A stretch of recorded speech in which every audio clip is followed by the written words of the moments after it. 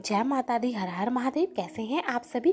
होली आने ही वाली है। होली की आप सभी को सबसे पहले शुभकामनाएं। हम होली पे क्या करें और क्या ना करें इस वीडियो में हम जानेंगे। सबसे पहले तो होली पर ड्राई फ्रूट्स का एक हार मिलता है जिसे आम भाषा में कंडी भी कहा जाता है। ये ड्राई फ्रूट्स का जो हार है यह जरूर पहनना चाहिए, अपने बच्चों को जरूर पहनाना चाहिए। यह हार हमें भगवान को भी पहनाना होता है, लड्डू गोपाल के लिए भी बनाना होता है और कृष्ण जी के मंदिर में खाना को भी पहनाना होता है। सबसे पहले तो होली से पहले जले कटे दिन शुरू हो जाते हैं। होली के 8 दिन पहले ये जले कटे दिन शुरू हो जाते हैं। होली का जो पर्व होता है ये कहना को बहुत ज्यादा पसंद होता है और कहना उन लोगों को और भी ज्यादा पसंद करते हैं जो होली का पर्व बड़े ही अच्छे से खेलते हैं।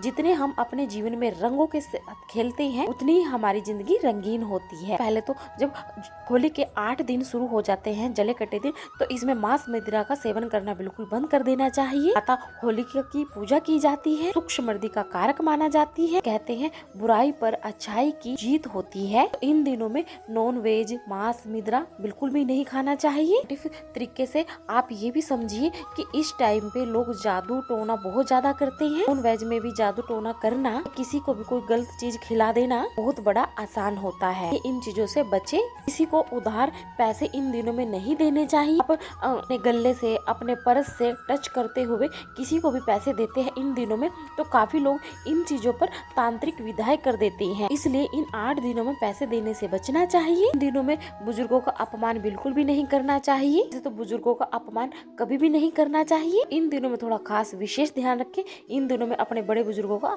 आशीर्वाद लेना चाहिए, अपमान नहीं करना चाहिए। हम अगर अपने बड़े बुजुर्गों का इस टाइम पे अपमान करते हैं तो होलिका माता बड़ा ही नाराज हो जाती है और हमारे हर कार्य रुक रुक कर होती है। इन दिनों में किसी के भी घर का भोजन नहीं करना चाहिए। कई बार ऐसा होता है किसी की सास टोना कर रही है, किसी की जेठानी कर रही है या किसी के घर का नौकर ही कर रहा हो और आप उन लोगों के घर का खाना खाएंगे तो आप बिना मतलब में ही फंस जाएंगे। तो इसलिए इन 8 दिनों में आप परहेज करें कि किसी के घर का भी भोजन आप ना करें। इन दिनों में अपने बालों को कहीं पर भी झाड़कर नहीं फेंकना चाहिए। अपने बालों को अच्छे से लपेट कर रखना चाहिए। दिनों में महिलाओं को अपना यूज किया हुआ बिस्तर को भी कहीं इधर उधर नहीं फेंकना चाहिए। बिस्तर को भी अखबार में लपेट कर पॉलिथीन में डालकर ही रखना चाहिए। डस्टबिन में। गर्भवती महिलाओं को होली की परिक्रमा नहीं करनी चाहिए। गर्भवती महिलाओं को इन 8 दिनों में अपने घर से बाहर भी नहीं निकलना चाहिए। गर्भवती महिलाओं को किसी के घर का भोजन भी नहीं करना चाहिए।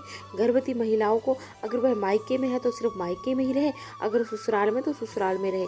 ऐसे मायके से और ससुराल से आना जाना ना करे इन 8 दिनों में। विवाहित जो लड़कियां हैं अपने घर की अपनी शादी की पहली होली नहीं देखनी चाहिए। होली जलती हुई भी नहीं देखनी चाहिए। ऐसे में उन्हें अपने मायके चले जाना चाहिए। लड़ाई झगड़े करने से भी बचे, क्योंकि इन दिनों में चारों तरफ वैसे ही नेगेटिविटी होती है और लड़ाई झगड़े से और ज्यादा नेगेटिविटी फैल जाती है, नकारात्मकता और भी ज्यादा फैल जाती है। उसे अवॉइड करना चाहिए, झगड़ों को कम करना चाहिए। होलिका के दहन पे संभव हो सके बड़े बुजुर्गों के पैर छूकर उससे पहले अपने घर के जो बड़े बुजुर्ग होते हैं उन्हीं का ही आशीर्वाद लेना चाहिए। उनके पैरों के अंगूठे में आपको जरूर तिलक लगाकर सबसे पहले शुरुआत करनी चाहिए। होलिका दहन पर जरूर जाना चाहिए। होलिका की पूजा जरूर करनी चाहिए। होलिका दहन पर आपको लकड़ी, उपला या जो नया बाजार में अनाज आया होता है, गेहूं की बालियां होती है, उन्हें भूनना चाहिए। थोड़ा प्रसाद के रूप में भी फिर लोगों को बांटना चाहिए। आपको भी प्रसाद के रूप में खाना चाहिए। घर के अपने बीच के बेड़े को साफ सुथरा करके वहाँ पर बैठकर लोग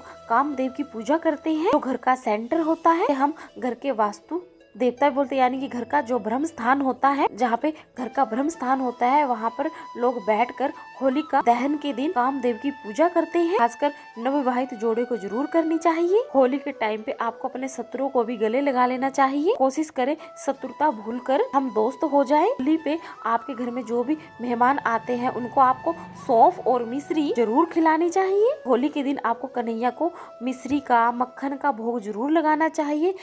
आज के दिन आपको अपने घर में गुजिया जरूर लेकर आनी चाहिए। गुजिया का भोग जरूर लगाना चाहिए गोपाल जी को और फिर प्रसाद रूप में सभी मेंबर्स को खाना चाहिए। को अपने बड़ों को पाँव छूकर, उनको गले लगाकर, उनके मीठा खिलाकर ही आपको होली की खेलने की शुरुआत करनी चाहिए। अपने पितरों के नाम की रंग गुजिया पीपल के पेड़ पर अर्पण जरूर कर आनी चाहिए। होली के दिनों में काले नीले रंग के कपड़े नहीं पहनने चाहिए कि जो लोग बाहर जाते हैं, ड्यूटी करते हैं, सर्विस करते हैं, देखो बाहर तो जाना पड़ता ही है। आप लोग ना एक छोटा सा कपड़ा ले, उसमें थोड़ी सी हींग डाले, हींग को बांध कर अपनी बाजू पर बांध लीजिए। सर में थोड़ी सी हींग लगा लेनी चाहिए या कान के पीछे हींग लगा लेनी चाहिए कि किसी भी तरह की जो एक्टिविटी हो वह हींग की खुशबू से दूर हो जाए। हींग का पानी पी लो, हींग अपने कान के पीछे भी जरूर लगाओ। है चौखट पर आप दीपक जला रहे हैं, उसमें भी हींग डालकर अपना फिर दीपक जलाओगे।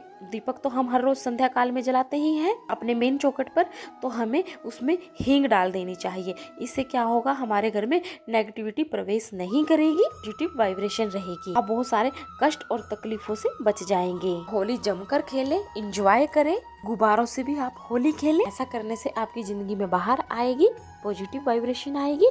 तो उम्मीद करती हूँ आपको ये वीडियो पसंद आई होगी। वीडियो पसंद आई तो प्लीज एक लाइक तो जरूर कीजिए। कमेंट में जय माता दी, हर हर महादेव जरूर